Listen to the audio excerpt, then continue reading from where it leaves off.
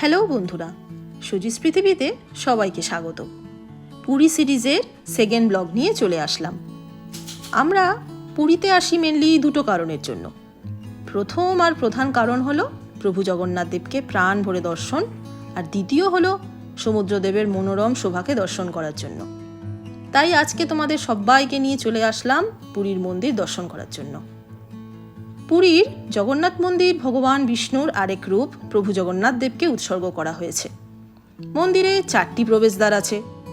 মুখ্য দ্বার lion gate অর্থাৎ সিংহ দুয়ার, পশ্চিম দ্বার টাইগার গেট অর্থাৎ ব্যাঘ্র দুয়ার, দক্ষিণ দ্বার হর্স গেট অর্থাৎ অশ্ব দুয়ার, উত্তর দ্বার এলিফ্যান্ট গেট অর্থাৎ হস্তি দুয়ার। আমরা পশ্চিম দ্বার ব্যাঘ্র দুয়ার দিয়ে প্রবেশ করেছিলাম।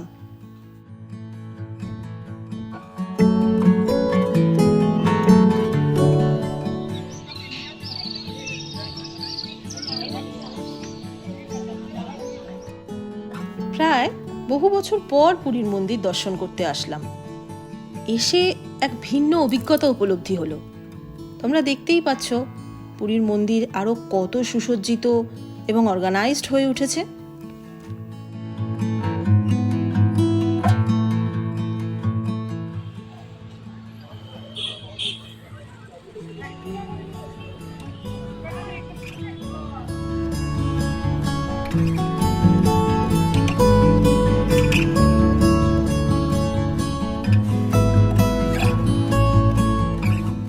আমাদের পুরীর মন্দির দর্শন কমপ্লিট হলো।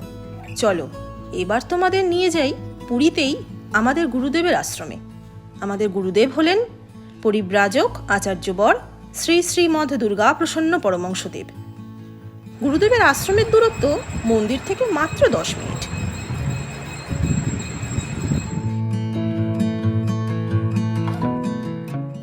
আশা করি আজকের ব্লগটা তোমাদের খুবই ভালো লাগলো। পুরীর নেক্সট ব্লগ নিয়ে খুব শিগগিরই ফিরবো। ততক্ষণের জন্য টাটা। চ্যানেলটাকে সাবস্ক্রাইব, লাইক, কমেন্টস, শেয়ার করার অনুরোধ রাখলাম। সবশেষে সবাইকে জানাই জয় জগন্নাথ।